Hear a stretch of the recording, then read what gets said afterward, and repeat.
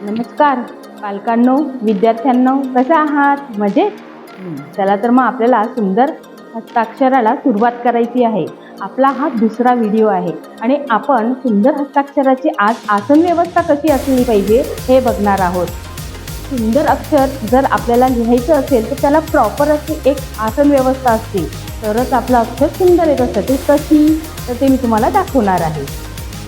तर आपण आता आसन व्यवस्था बघायची ती कशी, तर बघा आपण सुरुवात करूया.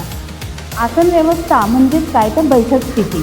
सुंदर हस्ताक्षर आपलं येण्यासाठी आपल्याला प्रॉपर बसणं फार आवश्यक आहे. त्यासाठी आपल्याला नॉर्मल बसायचे, आरामात बसायचं आहे, पण योग्य प्रकारे. सर्वात पहिले तुम्ही स्ट्रेट बसा. त्यानंतर तुम्ही ज्या नोटबुकवर लिहिता ते नोटबुक थोडं तिरकं असलं पाहिजे, अशा प्रकारे थोडं क्रॉस पाहिजे. त्यानंतर आपण जो पेन यूज करणार आहे, शक्यतो तुम्ही जेल पेन यूज करा सुंदर हस्ताक्षर शिकण्यासाठी.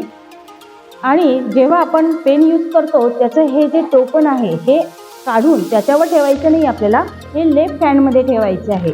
कारण आपल्याला उजव्या हाताने आपण राईट करणार आहे, तर उजव्या हातावर कुठल्याही प्रकारचं आपल्याला प्रेशर द्यायचं नाही आहे. तर ते जे टोपण आहे ते आपण लेफ्ट हँडमध्ये ठेवूया आणि अशा प्रकारे आपल्याला नोटबुक थोडी क्रॉस ठेवून लिहिण्यासाठी तयार करायची. बघा, आता लिहिताना एक गोष्ट लक्षात ठेवायची आहे की आपल्या पूर्ण शरीराचा बॉडीचं प्रेशर हे आपल्याला लेफ्ट हँडवर टाकायचं, अशा प्रकारे.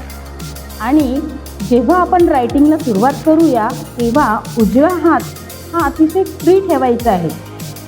आपल्याला उजव्या हातावर कुठलंही प्रेशर द्यायचं नाही आहे. मुलांनो बघा, तुम्ही भरपूर वेळा लिहितात आणि तेव्हा तुम्हाला इथे हात बोट तुमचं सुजलं जातं का, कारण तुम्ही शरीराचा पूर्ण भार त्यावर.